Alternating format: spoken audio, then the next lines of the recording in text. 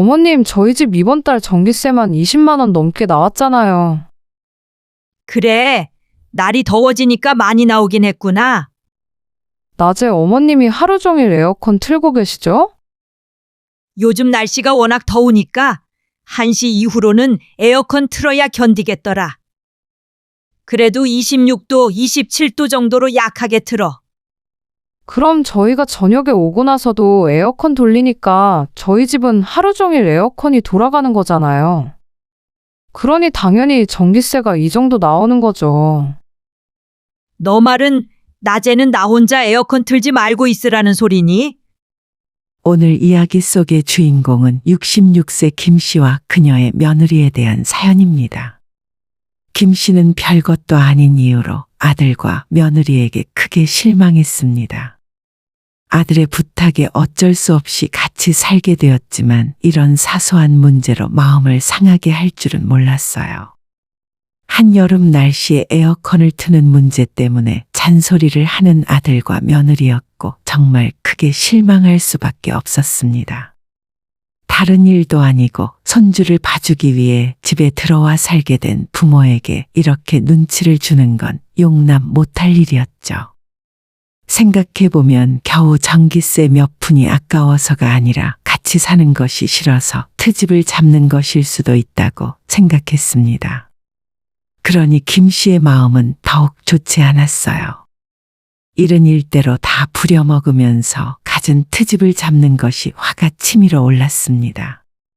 김 씨는 자신이 뭐가 아쉬워서 이런 취급을 참아가며 아들의 집에 계속 머물러야 하는지 모르겠다는 생각이 들었어요.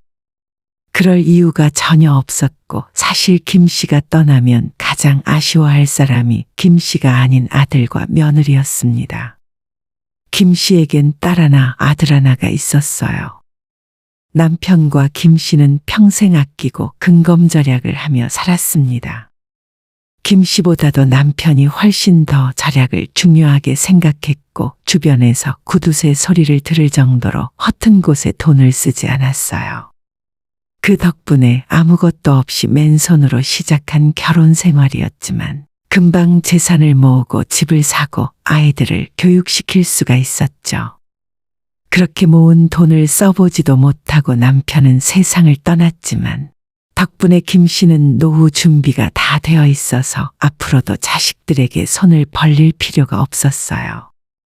이제는 혼자 남은 인생을 잘 마무리하면 되겠다 생각했는데 그게 김 씨의 뜻대로 되지는 않았습니다.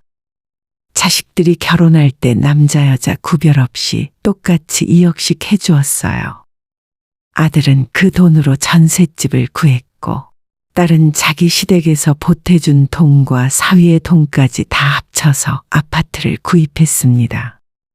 자식들이 잘 사는 일만 남았다고 생각했는데 아들은 결혼하고 2년 만에 전세를 월세로 돌려 2억을 전부 주식과 코인으로 날려버리고 말았어요. 아니, 대체 어쩌자고 그런 일을 벌인 거야? 차라리 선영이처럼 돈을 보태서 집을 샀어야지. 저희도 잘 살아보려고 하다 보니 그렇게 됐어요. 그래서 말인데 엄마가 한 번만 더 도와주시면 안 돼요? 아들은 또다시 김 씨에게 돈을 보태달라 말했습니다. 맞벌이를 하고 있지만 월세를 내다 보면 돈이 모이지 않는다면서 한 번만 더 전세금을 보태달라고 했죠. 전부 다 보태달라는 말은 아니에요. 저희도 대출 받을 거니까 1억 정도만 엄마가 보태주세요. 선영이 보는 눈도 있는데 어떻게 너한테만 1억을 더 주겠니? 걔는 집 사서 많이 올랐잖아요. 저희 조만간 아이도 가질 계획이라서 적어도 전셋집은 있어야 안정적으로 키울 거 아니에요? 안 돼. 나한테 그만한 돈도 없어. 엄마 집 담보로 대출 받아서 주시면 안 돼요? 김 씨의 거절에도 아들은 끝까지 돈을 보태달라고 부탁했어요. 마치 돈을 숨겨놓고 내놓지 않기라도 하는 것처럼 어떻게든 내놓으라는 식이었죠. 미안하다. 너도 다른 방법을 찾아봐라. 김 씨는 끝내 아들의 부탁을 거절했습니다. 같이 돈 이야기를 하러 왔던 며느리의 표정이 싸늘하게 굳어졌어요. 그 그 이후로 아들 며느리와는 약간의 거리가 생겼고 김 씨는 어쩔 수가 없다고 생각했습니다. 약 1년 후 아들은 대출을 받아 전셋집을 구해 이사를 했고 그로부터 또다시 반년이 지났을 때 며느리가 임신을 했다는 소식이 들려왔어요. 지금까지 언제 사이가 멀어지기라도 했냐는 듯 임신 소식 이후로는 아들과 며느리에게 자주 연락이 왔습니다. 두 사람은 김 씨의 집으로도 자주 놀러 왔기 때문에 임신한 며느리를 위해 맛있는 음식도 많이 차려주었습니다. 엄마, 이렇게 추운데 보일러 좀 틀고 사세요. 나 혼자 있는데 뭐하러 틀어? 너희 왔으니까 이제 틀면 돼. 조금만 기다려라. 금방 따뜻해질 거야. 어머님 너무 추운 곳에서 지내시면 몸 상해요. 괜찮아. 어차피 온수매트 위에만 있으니까 보일러는 안 틀어도 되겠더라. 평생 아끼고 살았던 습관이 몸에 배어 아직도 김 씨는 절약이 생활이 되어 있었죠. 엄마, 저희 아이 태어나도 지영이가 육아휴직 오래 못 쓸 것 같거든요. 그래? 요즘은 1년, 2년씩 쉬고 그러던데. 3개월 쉴 수 있고 그 이후에는 회사에 복직해야 할 것 같아요. 그래서 말인데 엄마가 애를 봐주시면 좋겠어요. 내가 애를 어떻게 봐줘? 김 씨와 아들의 집이 그리 멀지는 않았지만 매일 아침 저녁으로 오갈 거리는 아니었어요. 운전을 못하는 김 씨는 택시나 대중교통을 이용해야 하는데 택시비는 2만 원 정도 나오는 거리였고 대중교통은 2번을 갈아타야만 했습니다. 아들 며느리가 출근을 하고 퇴근하기 전까지 아이를 봐주려면 김 씨도 똑같이 바쁜 출퇴근 시간에 대중교통으로 왕복 3시간을 고생해야 했기 때문에 매일 할 수 있는 일은 아니었어요. 엄마, 그게 아니라 저희 집에 들어와서 같이 지내시면 되잖아요. 아들의 말을 들은 김 씨는 크게 당황했습니다. 아들, 딸이 결혼하고 독립하게 된 이후로 같이 사는 건 한 번도 생각을 해본 적이 없었어요. 같이 사는 건 좀 그렇지 않겠니? 너희도 불편할 거고. 계속 같이 살자는 건 아니라 애가 좀 클 때까지만요. 어린이집 다녀와서 혼자 집에 있을 수 있어야 안심할 수 있을 것 같아요. 최소 아이가 4~5살 될 때까진 같이 살자는 말이었습니다. 김 씨는 바로 대답을 하지 못하고 고민에 빠졌고 며느리도 거들었어요. 어머님도 집에 혼자 계시면 적적하시잖아요. 이번 부탁은 거절하지 말아주세요. 저희 맞벌이해야 그나마 대출금 갚으면서 살 수 있어요. 며느리의 말에 몇 년 전 돈을 빌려주지 않았던 일이 생각났습니다. 내가 너희 집에 들어가서 살면 지금 이 집은 어떻게 해? 그냥 전세나 월세 놓으시면 되죠. 용돈으로 쓰시거나 생활비 보태실 수도 있고 좋잖아요. 아들은 김 씨의 가전제품이나 가구들이 기본 15년 이상 된 것들이라 이참에 싹 다 버리고 집을 새놓으라고 말했습니다. 고민 끝에 대부분의 큰 짐은 버리고 간단하게 이삿짐을 꾸려 아들의 집으로 들어갔어요. 처음 시작할 때는 최대 3년이라고 생각했습니다. 조금 불편한 점은 있겠지만 이럴 때가 아니면 언제 아들 며느리와 함께 살며 손주를 봐줄 수 있겠나 싶었죠. 서로에게 좋은 일이라고 생각했는데 그건 김 씨의 큰 착각이었어요. 아니, 요즘 아파트 관리비가 왜 이렇게 많이 나오지? 왜? 얼마나 나왔길래? 저희 둘이 살 때보다 10만 원은 더 많이 나오는 것 같아요. 그래서 김 씨도 관리비 고지서를 잘 살펴보았는데 어쩌면 당연한 일이었죠. 아들과 며느리 단둘이 살 때는 둘 다 맞벌이를 하며 집이 대부분 비어 있었어요. 이제는 김 씨도 들어와 살고 있고 집에는 아이까지 태어났으니 전기며 물이며 가스며 더 많이 사용하는 것이 당연한 일이었죠. 선우 태어나고 늘어난 가전제품이 몇 갠데. 낮에 더울 때는 에어컨도 틀어야지. 선우방의 공기청정기도 하루 종일 돌아가잖아. 그런가? 며느리도 김 씨의 말을 이해했는지 더는 아무 말이 없었어요. 그때까지는 작은 해프닝이었고 별다른 사건으로 커지진 않았습니다. 합가를 하기 전 김 씨가 혼자 살 때는 역시나 전기세가 많이 나오지 않았어요. 혼자 살면서 온 방에 불도 다 끄고 보온 밥통 코드까지 싹 다 뽑아놓기 때문에 돌아가는 가전제품은 TV와 냉장고 뿐이었으니까요. 하지만 손주 때문에 아들의 집에 들어와 있게 되면서 아이도 있으니 여름에 에어컨은 필수가 되었어요. 자기 집에서는 한겨울에도 온수매트 하나로 버텼지만 역시 손주 때문에 집은 따뜻한 기온을 항상 유지하고 살았죠. 돈 몇 푼 아끼려고 금쪽 같은 손주를 감기에 걸리게 할 수는 없었습니다. 손주가 2돌이 될 때까지 아들과 며느리는 어린이집에 안 보내고 하루 종일 김 씨의 손에서 키우게 만들었어요. 이제는 아파트 어린이집 정도는 보내도 되지 않니? 아직 애가 어려서 불안해요. 엄마가 조금만 더 키워주세요.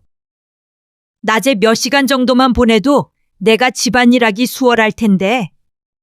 실제로 김 씨가 아들의 집에 살며 육아는 물론이고 대부분의 집안일까지 전부 맡아서 해주었어요. 아이를 보며 동시에 집안일을 하는 것이 여간 힘든 일이 아니었기 때문에 낮에 몇 시간이라도 어린이집에 보내길 바랬죠. 하지만 며느리의 반대로 매번 무산되었고 아이가 2돌이 지났을 때 유독 손주의 말이 느린 걸 걱정하던 며느리는 드디어 어린이집에 보내야겠다는 말을 꺼냈습니다. 아무래도 하루 종일 어머님이랑 같이 있다 보니까 선우가 말이 느린 것 같아요. 김 씨가 그렇게 어린이집에 보내자고 말을 해도 들은 척도 안 하더니 결국 하루아침에 보내기로 결정을 해버렸습니다. 약간 속상하기도 했지만 낮 시간에 손주를 어린이집 보내놓고 시간이 남으니 김 씨도 한결 수월해졌어요. 어느 날 며느리가 퇴근하며 아파트 관리비 고지서를 들고 들어왔고 식탁에 앉아 고지서를 살펴보며 한숨을 푹푹 쉬고 있었습니다. 김 씨는 이 상황이 낯설게 느껴지지 않았어요. 어머님, 저희 전기세만 20만 원이 넘게 나왔어요. 사실 전기세 20만 원은 김 씨 입장에서도 절대 적은 돈이 아니었어요. 하지만 2시에 손주가 어린이집이 끝나고 돌아오면 에어컨을 틀어야 했고 퇴근한 아들 며느리는 잠을 자면서도 밤새 에어컨을 끄지 않았습니다. 그래, 날이 더워지니까 많이 나오긴 했구나. 낮에 어머님이 하루 종일 에어컨 틀고 계시죠? 요즘 날씨가 워낙 더우니까 1시 이후로는 에어컨 틀어야 견디겠더라. 그래도 26도, 27도 정도로 약하게 틀어. 아들 며느리가 출근하고 손주를 어린이집 보내고 나면 김 씨는 에어컨을 거의 틀어본 적이 없었어요. 한여름엔 아침 10시만 되어도 온도가 엄청 올라가고 거기에 청소며 아침 먹은 것들 설거지를 하다 보면 땀이 날 정도로 더웠지만 그래도 혼자 있었기 때문에 에어컨을 잘 틀지 않았습니다. 하지만 2시에 어린이집에서 손주를 데려와야 하는데 집이 후덥지근하면 아이가 땀띠가 날 수도 있으니 미리 온도를 내려두었죠. 그렇다고 해서 21도, 22도 낮은 온도로 틀었던 것도 아니고 보통 26도 이상으로 약한 냉방을 돌려두었습니다. 하지만 며느리 생각엔 그것마저 싫었던 것 같더라고요. 그럼 저희가 저녁에 퇴근하고 집에 오고 나서 에어컨 돌리니까 저희 집은 하루 종일 에어컨이 돌아가는 거잖아요. 그러니 당연히 전기세가 이 정도 나오는 거죠. 너 말은 낮에는 나 혼자 에어컨 틀지 말고 있으라는 소리니? 김 씨는 정말 황당했어요. 평소 옆에서 지켜보면 자기들끼리는 배달 음식도 자주 시켜 먹고 돈을 아끼는 꼴을 본 적이 없는데 왜 김 씨에게만 이렇게 엄한 잣대를 들이대는지 알 수 없었습니다. 주말에 며느리나 아들이 집에 있으면 24시간 내내 에어컨은 꺼질 줄을 몰랐어요. 결국은 김 씨가 혼자 집에 있을 때 에어컨을 트는 것이 꼴보기 싫었던 것 같았습니다. 살다 보니 이런 꼴을 다 보나 싶어 너무 서러운 마음까지 들었죠. 집이 없어서 얹혀 사는 것도 아니고 오히려 아들 며느리가 도와달라 부탁을 해서 함께 살고 있는데 왜 이런 취급을 당해야 하는지 모르겠더라고요. 어머님, 이번 달에는 저번 달보다 더 많이 나왔어요. 전기세만 22만 원이라고요. 아니, 나만 에어컨 트는 것도 아니고 요즘은 선우 어린이집 끝나고 돌아왔을 때만 틀어. 대체 나보고 뭘 얼마나 아끼라는 소리니? 여름 내내 이렇게 에어컨 틀면 전기세만 수백만 원 나오겠어요. 어머님이 주로 살림을 맡아서 하시니까 아껴달라는 소리죠. 혼자 사실 때는 전기세 얼마 안 나왔다면서요. 그렇게 걱정되면 전기세는 앞으로 내가 낼게. 내가 내면 되잖아. 순간 김 씨가 너무 화가 나서 전기세를 내겠다 말했고 그 말을 며느리는 고민도 없이 바로 주워 담아갔습니다. 진짜요, 알겠어요. 그럼 앞으로 저희 집 전기세는 어머님이 내주세요. 미소를 지으며 돌아서는 며느리를 보며 뭐 저런 게 다 있나 싶었지만 차라리 그 편이 나을 것 같았죠. 더 이상 며느리 눈치를 보고 싶지 않았습니다. 하지만 김 씨가 전기세를 내기로 결정한 뒤로 며느리와 아들은 보란 듯이 전기를 더 쓰는 것 같았어요. 보는 사람이 없어도 거실과 안방에 큰 TV를 틀어놓고 아들은 컴퓨터로 무슨 작업을 해야 한다며 출근하고 난 뒤에도 절대 끄지 못하게 하더라고요. 며느리와 아들이 쓰는 안방문을 열면 항상 TV와 컴퓨터가 돌아가고 있어서 후끈후끈 열기가 느껴졌고 동시에 에어컨 찬바람도 쌩쌩 나오고 있었기 때문에 참 어처구니가 없었습니다. 아니, 너희는 에어컨을 이렇게 틀어놓고 창문을 열어두면 어떡하니? 환기 좀 시켰어요. 문을 닫아두니까 답답하잖아요. 공기청정기도 돌아가잖아. 정환기를 시키고 싶으면 그때라도 에어컨을 끄던가. 날이 이렇게 더운데 에어컨을 어떻게 꺼요? 어머님, 전기세 내신다고 너무 티내시는 거 아니에요? 며느리의 톡 쏘는 말을 들으며 이제는 김 씨가 이 집에서 나와야 할 때가 됐다고 생각했어요. 전기요금만의 문제는 아니었고 최근 들어 사소한 일로 아들 내외와 마찰이 늘어나기 시작했습니다. 며느리가 산후조리원에 들어갔을 때 이 집에 들어와 2년을 넘게 같이 살았으니 이 정도면 오래 버티고 지냈다 싶었어요. 김 씨도 그간 서운하고 힘든 일이 없는 것이 아니었어요. 단지 입 밖으로 꺼내지 않았을 뿐이었죠. 육아를 전부 김 씨가 맡아서 하는데 집안일까지 김 씨에게 맡기고 퇴근하면 손가락 하나 까딱 안 하는 아들과 며느리였습니다. 그래도 맞벌이하며 애 키우느라 힘든 자식들에게 조금이라도 도움이 되고자 시작했던 일이었고 그동안 애 키워주는 대가로 용돈 한 번 제대로 받은 적이 없었어요. 애초에 주겠다고 한 적도 없었고 김 씨도 달라고 한 적이 없었습니다. 그러면 이 상황의 아들 며느리는 어느 정도는 김 씨의 희생에 고마워하고 배려를 해야 했지만 이젠 당연하게 생각하는 것 같았죠. 얼마 후 며느리는 김 씨에게 다가와 이런 말을 꺼냈어요. 제가 생각해봤는데 어머님이 집에 거의 계시잖아요. 그러니까 전기세뿐만 아니라 가스비나 다른 공과금도 어머님이 내시는 게 맞는 거 아닌가 해서요. 우리 집에서 물도 제일 많이 쓰시고 주방에서 가스도 어머님이 다 쓰시니까요. 그 말을 들으며 김 씨는 어이가 없다 못해 웃음이 나올 지경이었습니다. 그래, 그렇게 계산을 잘하는데 왜 지금까지 애 봐준 돈은 한 푼도 안 주니? 내가 공과금 2년치 계산해서 다 줄 테니까 너희도 애 봐주고 청소 빨래 해준 비용 싹 다 정산해서 줘라. 어머님, 애 봐준 돈이라뇨? 그리고 막말로 저희 집에 사시면서 어머님 집 월세 받고 계시잖아요.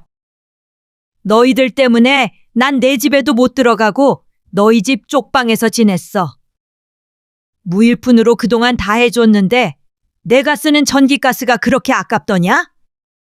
선우 봐서 참고 살았는데 이젠 더 이상 안 되겠다. 나 그만두고 집에 돌아갈 거야.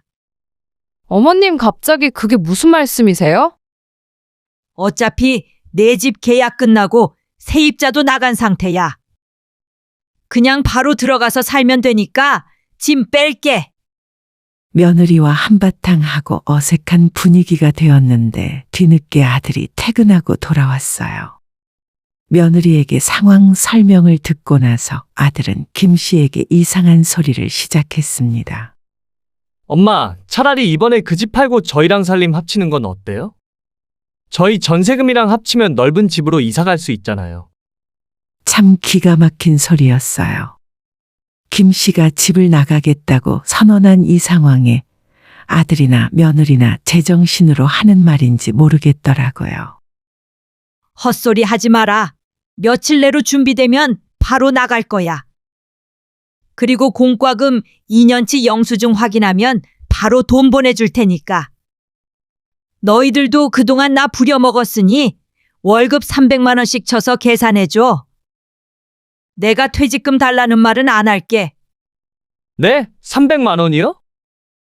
그럼 당연하지.